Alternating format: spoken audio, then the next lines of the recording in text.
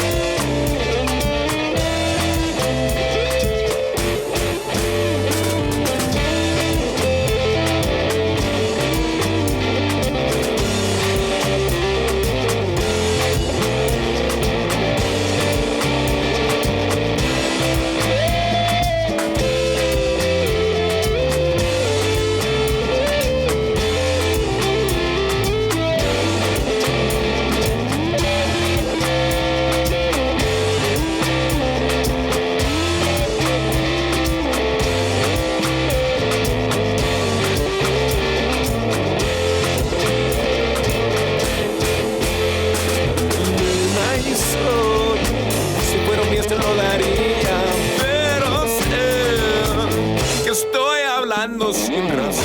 Ay, porque sé lo que mi corazón hoy busca es derretir tu corazón. Ay, eres tú y solo tú. Cuando me miras, mis cielos son azul. Yo no sé por qué me traes tan embrujado. Ya me lo tienes hechizado. Solo sé que vivo tan ilusionado. Ay de ti, mujer.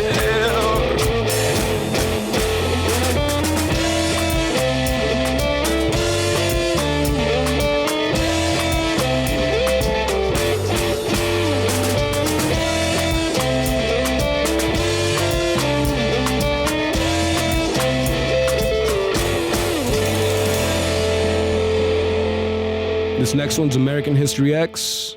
Here's a country one for you.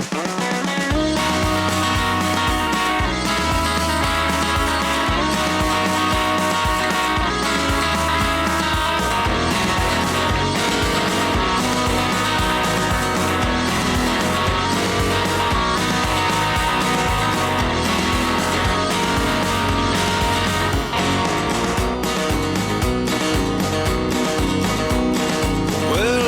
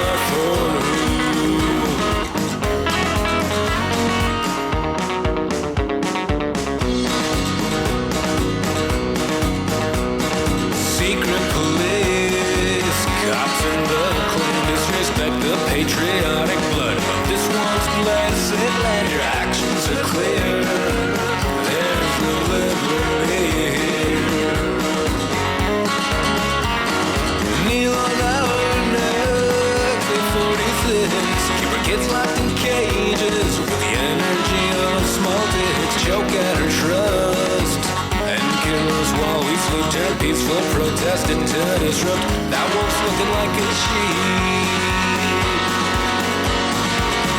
So you turn a blind eye. You're such a creep, I won't lie.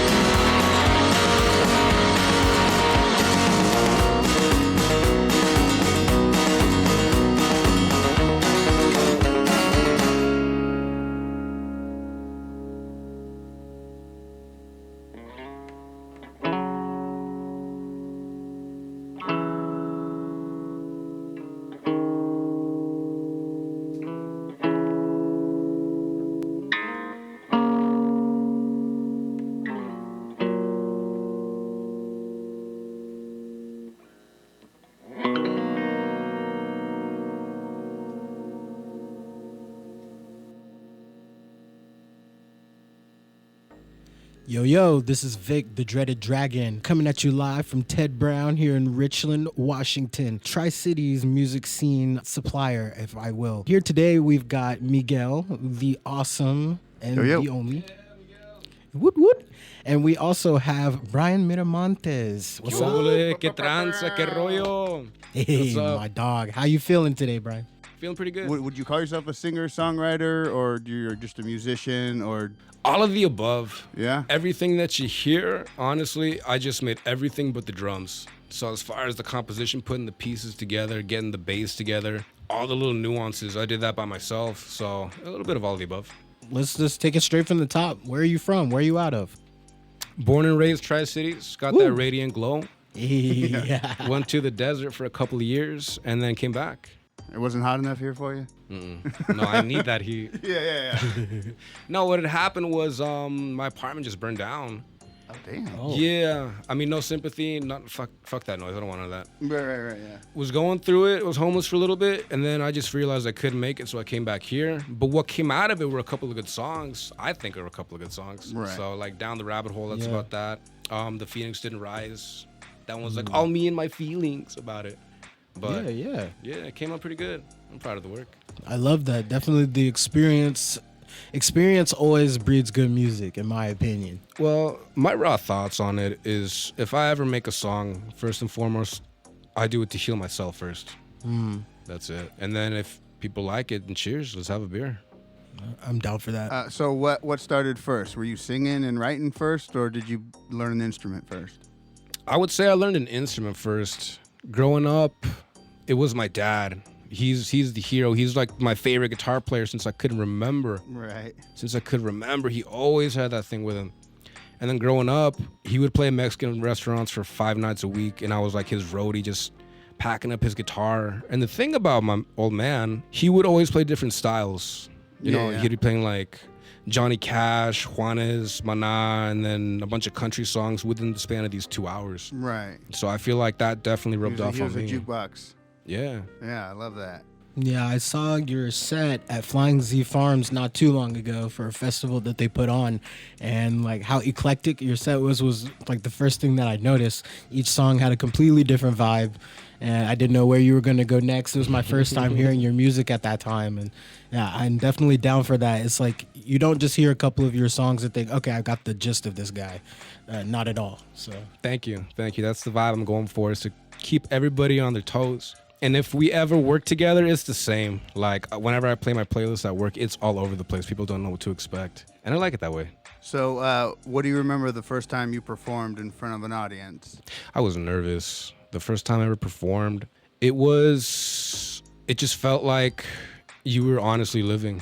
That's it. I was probably in middle school and I was playing congas. It was over at Bonefish back when they would have live entertainment. I was playing for my dad. And I just remember seeing like a bunch of people that were interested, people that were disinterested, but it didn't even matter. You were just there. You were the entertainment.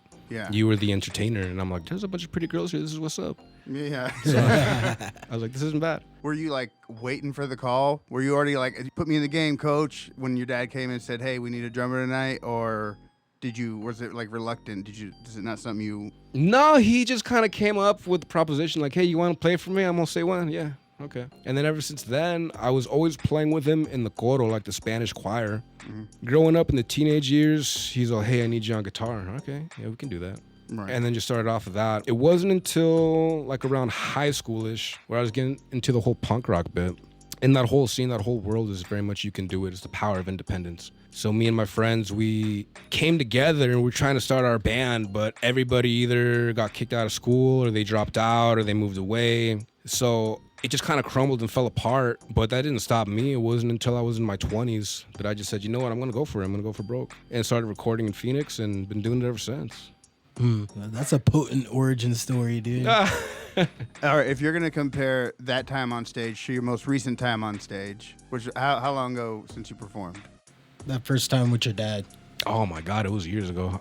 The comparison. Like if that kid playing the congas back then saw the guy who played in the last bar. Oh my God, he'd be so proud of him. He'd be so proud of him. I mean, I got the logo and everything. I wish I could have like brought you a shirt or something, like a patch, but let me show you the logo. That's it right there. Oh yeah. I think I made that on your album art, right? Yeah, I made it, and thank you. Drew it everything by hand. What had happened was last year I overdosed 4 times, and after the 4th one, it just made me grow a pair of balls. Okay. And I said, honestly, raw thoughts, we only have the one shot, so why not go for it? The hourglass represents that time is precious, very much of like my memento mori. The B and the M, that's my initials, the circle, the pattern. It goes back to the Aztec, so everything has significance in that logo. Mm-hmm. How the kid back then playing the congas, the tumbaos, would look at me now, I mean, just proud. Yeah. That's it. I mean, my life is, I'm going through it with working class, very working class. Right. But still finding the time to do it. My thing is, this is America, so you don't take opportunities, you have to make them. You have to go out, you have to be ambitious, you gotta be hungry, you gotta want it. Right. That's so real. Yeah, that's my view on it. Well, I guess I did space out that your most recent performance was like 10 minutes before we started recording here. We just put you on the spot, and you handled it pretty well. And he killed it. Yeah. You didn't seem nervous. You're very confident. Thanks. I'm like always nervous. Always nervous. But I mean, having the instrument or the song or the something to channel it into, you get to put that energy towards something productive. It's the ultimate form of like catharsis for me. It just comes so natural. Like I've been cooking for 10 years, but this is what feels the easiest to do. I'm glad I can do it, honestly. Sticking with it. How long have you been performing under just your name? I want to say maybe less than a year. Before it was just Brian Miramontes, but I had these two fools with me, Evan and Ruben, and they're like, hey, you know, we want a little bit of recognition, and whoever I play with, I want them to have the moxie to show off, to be like, this is this bad dude right here on the drums, this is so-and-so, this dude on the bass, tear it up. Right. Yeah. So I really want to give that to my musicians, an opportunity. And they were just like, well, you know what? Brian Miramontes as a stage name, we kind of feel left out. Okay, I get that. So what do you guys have in mind? And we couldn't come up with anything cool, so we finally... Brian Miramontes and the Fools. And the fools. He said, I had, and these two fools. Huh? That's what you not said. a bad I had idea. these two fools with me. It's not a bad idea. But eventually, it was Ruben. Trademark. Hey, yeah, you heard it here first. Tri-City Mixtape. It was Ruben who's all, why not just go with Miramontes? And I'm all, that's not bad. That's not bad. Okay. Yeah, I like that. Dang, dude. He's for the people. Right. I'm sure like Bon Jovi had that same, conversation with his band when they just, hey, let's just name it after. I'm sure it was nobody else's idea to name it after. Hey, let's name the band Bon Jovi after me, John Bon Jovi. Because that's the one thing. This is a pedo. It's like I'm trying to have this one other fool play with me, and he's a great guitar player. He's better than me. I truly believe he's better than me. But just creative differences. And I'm really trying to do like a Prince thing, like Jimi Hendrix, where it's like, my name. It's my name. These are the songs that I've made, I've composed. Right. But at the same time, I also want to give credit to the musicians. Yeah, right. Give credit to where it's due. But it's like, I already came up with the logo. Yeah. Maybe you could just keep the logo, but still just call the band Miramontes, and that's the original inspiration for the logo, though. Is the full OG name, Brian Miramontes. You got all of the references in there, like you said, the Aztec lore and everything already all worked into it. It would be a waste of the logo. You could totally keep it. That's what I'm saying. And still just call the band Miramontes, but that's the logo for it. That's the idea. That's the vision. That's hot. That's hot. That's awesome. You're listening to Down the Rabbit Hole. A little bit of a Huasca flavor. We got flavors for you. I live on.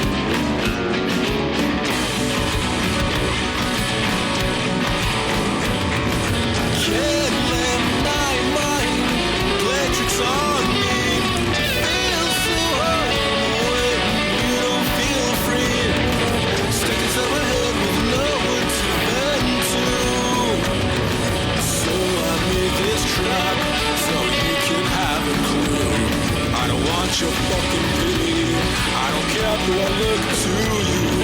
I'm just wanting to get by in the city. Mr. Nitty-gritty. What the same angry trick you see. But it's okay to crash and burn, 'cause if you don't, you'll never learn how to take cover and regain control. You're not saying just going down a rabbit hole. You'll find me there, but you know I can't stay.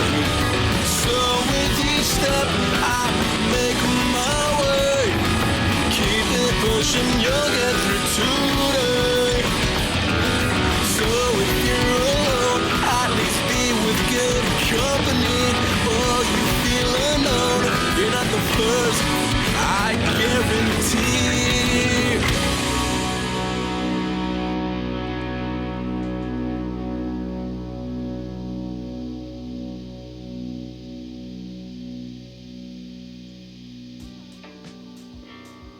You played in bands before this? I mean, obviously your dad and stuff like that, but high school, garage bands, rap groups, anything? Yeah, you've did done you have like before? versions of those bands as your friends kind of started to fall off? Did it take different forms and stuff? There was a point when I was at the Pancake House, I used to work with this dude, and he wanted to have like a corrido group. And I had my 12-string at the time.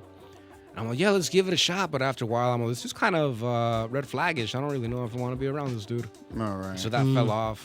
Yeah. Besides that, no, this is the first project, Nice. and going forward, Oh, nice. that's it.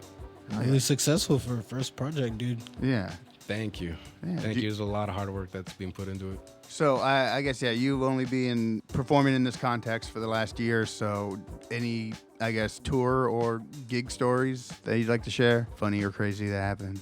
Interesting. There's a couple. Yeah, there's a couple. As far as booking goes, I'm trying to book just all over Washington. I want to get into Canada, Oregon, California. I was in Portland not too long ago. Shout out to Cumbia for hooking it up and making Oh, it yeah. happen. Hell yeah. Shouts We to love Cumbia. them. Yeah. Fuck yeah. Just networking. But you got to bring them. You got to bring them to town. I'm down. Yeah.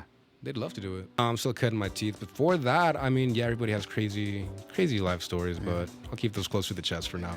So, yeah, what was your process in recording this project, your most recent one? Oh my God. It was surgery, being broke and still having to work, funding everything independently because no one's backing me. It really is just the whole independent do-it-yourself culture. And it's a beautiful thing, the confidence you get from it after you make these songs, after you make the vision come to life. So it's all self-produced? No, I had help from a lot of friends. Right. Angel from Post Clarity, shouts to Post Clarity. Yeah, shout out Post Clarity. My friend Bruce Chides from the desert, from A Really Bad Ghost. Shout outs to you, Bruce. Miss you, love you. Woo. They helped mix and master it. But as far as everything else, it really was just finding the time between work and just being beat up from work and so wanting it more than I wanted to make excuses. Oh, right. Trying to like and I'm so nitpicky ADHD, OCD brain. I make a part, everything is just so, it has to be perfect to my standards. I know something's perfect when I feel like I'm a fan of music. When I feel like, what am I listening to? And then it hits me, oh, you made it. Oh, shit, okay. And then record it. That's the process. Yeah, and it's out on all streamers now? Everywhere you want to find it. Apple, iTunes, Spotify, YouTube. Look it up. Brian Miramontes. Tell your friends. All platforms. Let's go. What did you notice your process to be when you actually put this together versus the songs you had written before or the projects or albums or whatever, collected music or pieces of music that you had? My raw thoughts are this. I firmly believe everybody has a favorite song in every genre. They just don't know it yet. Music is just that good. Music's just that powerful. Yeah, for sure. So as a fan of music, I really looked up to A Global Threat. I mean, they were just as street punk as you could possibly get. They were the real deal. They weren't playing no games. Global Threat is like street punk. That's the real shit right there. That's some stuff. And they made this EP, Earache, and Pass the Time. And it wasn't like anything they made before. And I'm listening to it thinking like, oh shit, they're not afraid to grow with their music. Right. Then they made out something else, and it was still punk, but it wasn't like your traditional spiky hair, 3/4 chords. It had impact, it had momentum, it had balls, it had everything that you could want, but it just sounded so otherworldly to me. So that to me was an influence to not be afraid to grow with your music. Oh, yeah, hell yeah. So as far as the evolution, I mean, I don't know. I'm just a lover of music. I try to listen to the heart. I believe in honoring yourself first and just letting that process out. The song writes itself. Forgot who I was talking to, but they're all, your music, it's all right, it's good and everything, but people can't really sing to it. And well, that's the point. There's not a hook. I wrote it that way on purpose. Yeah. But at the same time, I want to challenge myself to make songs with hooks, make these 3-minute songs. And I look to the Misfits for inspiration because those songs are just timeless sing-alongs. And try to make like a song. I mean, Rick James said it best. If you can't hum it in the shower, then people are going to forget it. Right. This next one is called Brujeria for all the witchy women out there.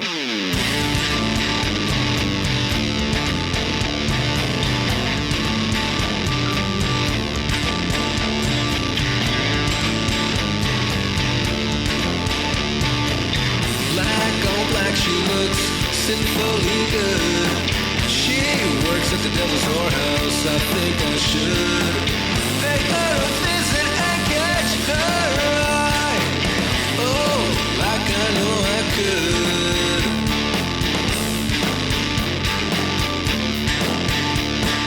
She runs with the moonlight melody, with a strut full of mystique. She's got me trapped under her spell. Every time I hear her speak,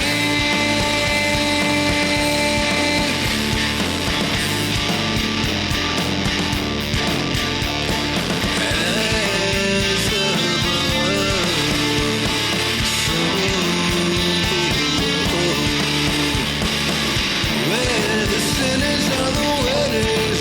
So start the show.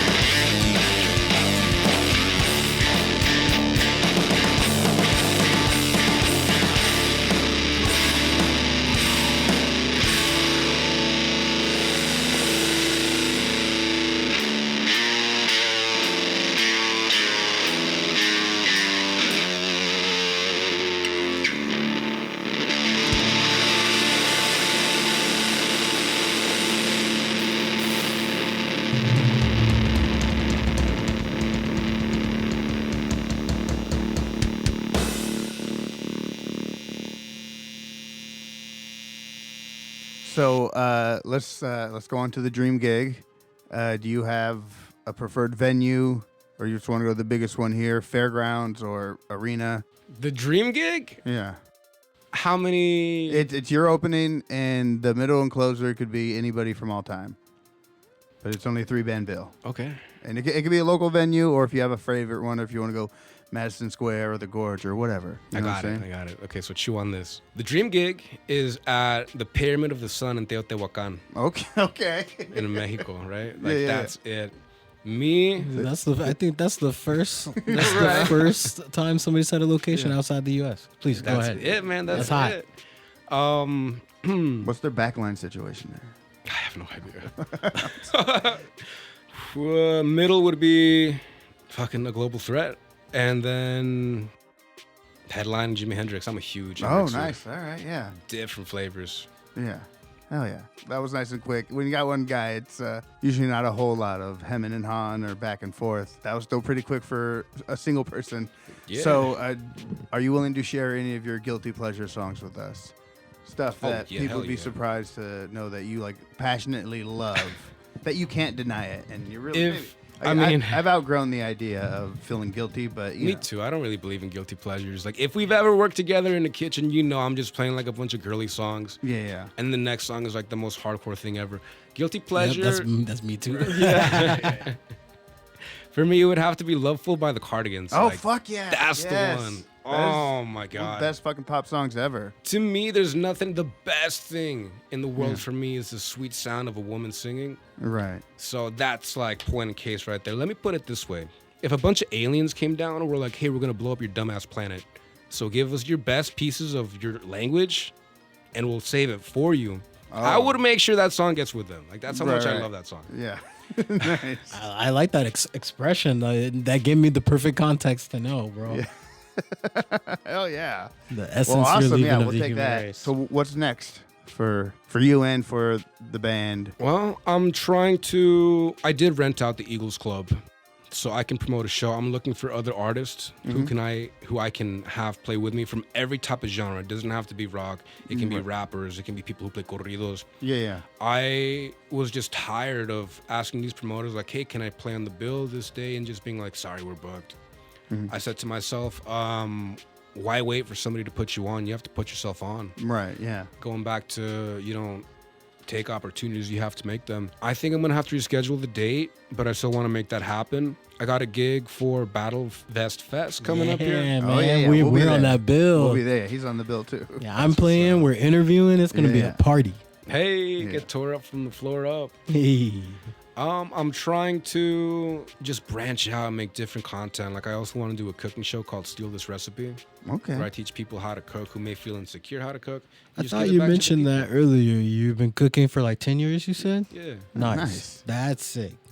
That's really cool. You don't know how many people literally ask, like, how do I cook? How do I just put something together myself? Yeah. It's becoming a lost skill for a lot of people. I mean, it's so easy if you can just condense it for them too. Yeah. Are you collecting songs for the next project? Not to be so quick to dismiss the work that you just put in and released, but everything now is just momentum. So I have a lot of songs loaded in the chamber ready to go. I'm working on the first punk song, like punk song. I'm working on another song called Overdose, trying to do like a wapango type of thing. I got a bunch of songs. Luckily for me, I linked up with Angel from Post Clarity. Oh, yeah. And he's been helping me out so much. Making stuff happen. Yeah. Besides that, just trying to book tours, Washington, Canada. The ideal vision would be wanting to go from West Coast all the way to Phoenix. I know I can get some gigs there, some house parties, and then just come back up. See what happens. Oh, yeah. All right, so shout outs. Any shout outs you want to give? Yeah. Shout outs to Bruce Chaidez. Shout out homeboy from Post Clarity again. Angel, that's at least your third shout out. Yeah. They didn't shout out you on their episode, though. Hey! It's reciprocal. It's mutual. Yeah. And there's 3 of them in the band, so 3 shout outs to 1. That makes sense. Wow. That all adds up. Shout out to Houston Gray and Estefania, Mondo, my old neighbor, Jocelyn and Shay. Thank you for helping me when I had nothing. That's it. All right. It's beautiful. And advice that you would give to your younger self or any young person who wants to get on stage or express themselves musically? You don't take opportunities. You got to go out and make it happen. That's it. Yeah. Like, fuck what people think about you. Everyone's always going to talk shit. Here's the thing. Whether you're a people pleaser, people are going to talk shit about you. And if you do what you want, people are still going to be talking bad about you. Right. So you might as well pick the latter and take your chances. Right. Yeah. Better chance that you'll be happy. Mm-hmm. Right. But no, yeah, thank you again on behalf of Vic, the Dreaded Dragon. And Miguel Ortiz. This is the Tri-Cities mixtape. Gotta let them know. Got With that Tri-City Brian radiant Miramontes. glow. Yeah. All right. Thank y'all for listening. Good night. This last one is called Baila Morena. Pa' que gozan.